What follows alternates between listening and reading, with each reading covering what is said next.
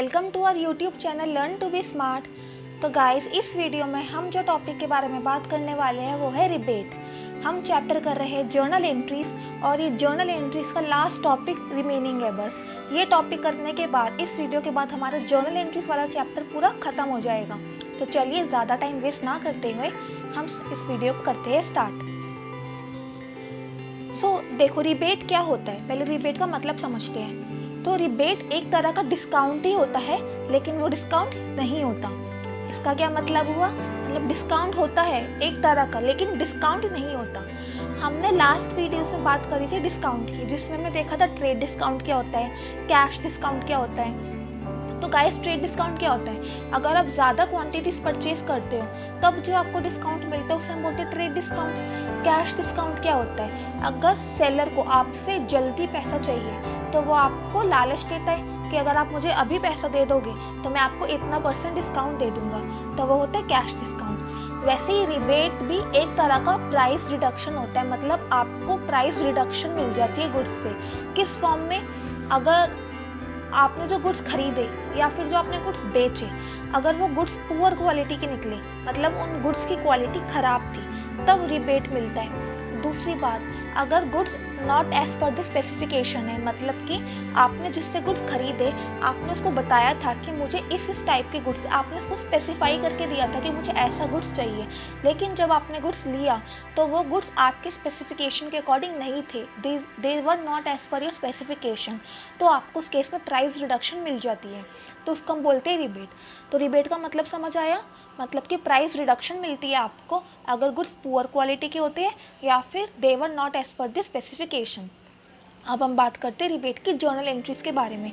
अगर हम देखें रिबेट की जर्नल एंट्रीज को तो वो काफ़ी सिंपल होती है, बहुत ही ज़्यादा इजी जर्नल एंट्रीज होती है। तो हम उनको ट्रांजैक्शन वाइज देखते हैं कि कैसे जर्नल एंट्रीज बनेगी, इसमें ज़्यादा टाइम नहीं लगेगा। तो पहले देखो, फर्स्ट जर्नल एंट्री, जो फर्स्ट ट्रांजेक्शन जो हम पढ़ रहे हैं, goods sold to Mr. B was not up to the specification and therefore allowed him rebate of ₹1000 IGST 18%।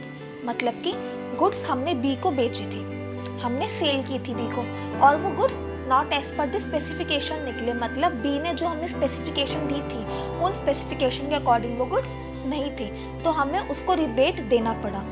कितने का रिबेट दिया हमने उसको? 1000 रुपये का रिबेट दिया और IGST था 18%। अब हमने रिबेट दिया, मतलब बी हमें कम पैसा देगा, तो रिबेट हमारे लिए एक तरह का लॉस हो गया, एक तरह का एक्सपेंस हो जाता है। तो रिबेट अकाउंट को क्या कर देंगे हम कर देंगे रिबेट अकाउंट को डेबिटेड। तो इस केस में रिबेट अकाउंट हो जाता है डेबिट। सो रिबेट अकाउंट डेबिटेड। कितने का रिबेट दिया हमने? 1000 का रिबेट दिया, मतलब हमने बी को रिबेट दिया, हमें पैसा मिलेगा कम, तो ये हमारे लिए नुकसान हो गया, हमारे लिए एक्सपेंस हो गया, तो हम रिबेट को कर देंगे डेबिट। फिर दूसरी बात, जब हमने बी को गुड्स सेल किए थे तब हमने जर्नल एंट्री क्या बनाई थी? B account debited to sales account, और हमने आउटपुट GST को किया था क्रेडिट। इस केस में था IGST, तो हमने आउटपुट IGST को क्रेडिट किया होगा। अब अगर हम रिबेट देते हैं तो रिबेट में GST हम कर देते हैं रिवर्स।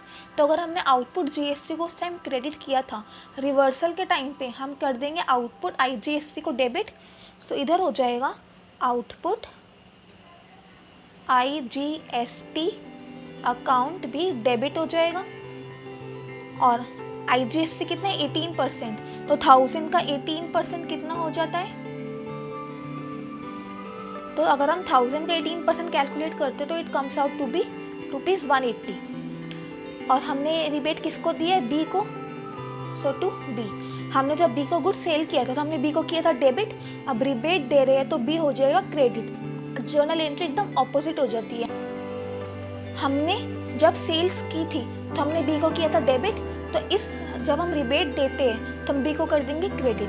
वैसे ही जब हमने सेल्स के टाइम पे GST को क्रेडिट किया था, इधर हम कर देंगे इसको डेबिट, और बिकॉज रिबेट हमारे लिए एक्सपेंस है तो रिबेट को भी हम कर देंगे डेबिट। तो बी को हमने कितना रिबेट दिया? 1000 का दिया, और GST को हमने डेबिट कर दिया, रिवर्स कर दिया, जो कि है 180। तो बी के अकाउंट में कितना क्रेडिट हो जाएगा? 1180 रुपीज़। तो ये वाली रिबेट की जर्नल एंट्रीज आपको समझ आई? रिबेट हमारे लिए एक्सपेंस है बिकॉज हमने दिया, तो वो हो जाएगा डेबिट।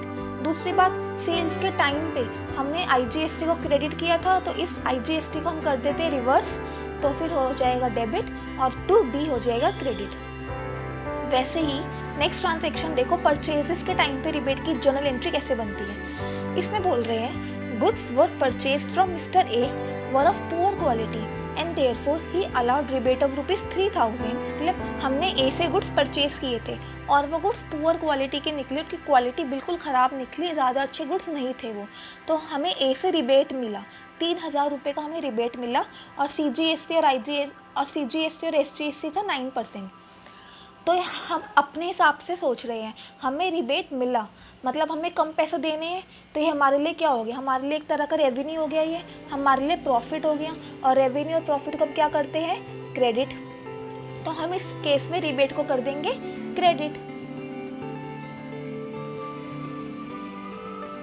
सो ये हो जाएगा टू रिबेट अकाउंट, हमने रिबेट को कर दिया credit. So to rebate account, कितना रिबेट मिला हमें, 3000 का। जब हमने गुड्स को परचेज किया था तब हमने GST को डेबिट किया था। अब रिबेट के टाइम पे GST कम करना होता है हमें रिवर्स, तो अगर हमने उसको डेबिट किया था, रिवर्सल के टाइम पे वो क्या हो जाएंगे, क्रेडिट।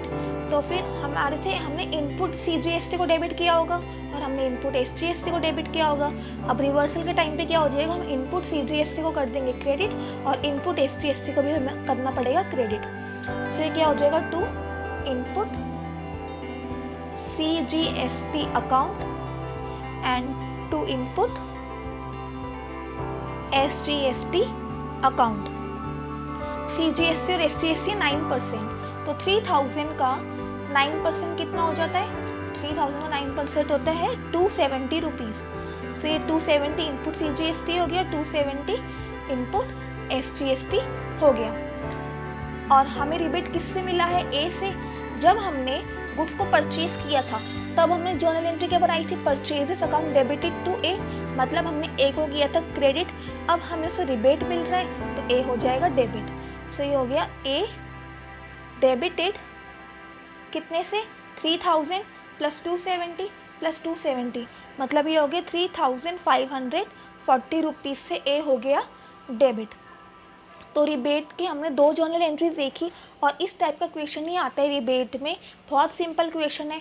अगर रिबेट आपको मिल रहा है तो वो आपके लिए क्रेडिट हो जाता है, तो वो आप उसको कर दोगे क्रेडिट, और अगर आप रिबेट दे रहे हो तो वो आपके लिए एक्सपेंस हो जाता है, लॉस हो जाता है, तो इसको आप कर दोगे डेबिट। फिर आपको देखना है कि आपने जब परचेज करते टाइम GST को डेबिट किया था तो रिबेट के केस में GST हो जाएगा क्रेडिट, वैसे सेल करते टाइम आपने GST को क्रेडिट किया था, रिबेट के केस में GST हो जाएगा डेबिट। और अगर परचेज करते टाइम आपने जिससे परचेज किया था उसको आपने क्रेडिट किया था तो उसका नाम हो जाएगा डेबिट, और सेल करते टाइम आपने जिसको बेचा था उसको आपने किया था डेबिट तो उसका नाम हो जाएगा क्रेडिट। तो रिबेट की बस सिंपल सी जर्नल एंट्रीज ये बनती है। और रिबेट किस केस में दिया जाता है वो भी मैंने बताया कि जब गुड्स पुअर क्वालिटी के होते हैं या फिर goods not as per the specification होते हैं। तो गाइस हमने रिबेट का टॉपिक कर लिया कवर, आई होप आपको समझ आया होगा।